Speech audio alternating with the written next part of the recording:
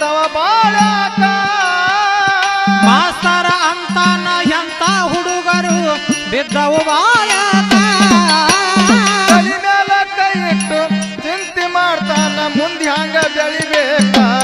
ಹುಡುಗರು ಮುಂದೆ ಹಂಗ ಬೆಳಿಬೇಕ ತಿಳ್ಕೊಂಡು ಬಾರೋ ತಮ್ಮ ಮಾಸ್ತರ ಶಾಲೆ ಕಲಿಸುದುಕ ಶಾಲೆ ಕಲಿಸುದುಕ ಈಗಿನ ಹುಡುಗರು ಶಾಲೆ ಕಲಿ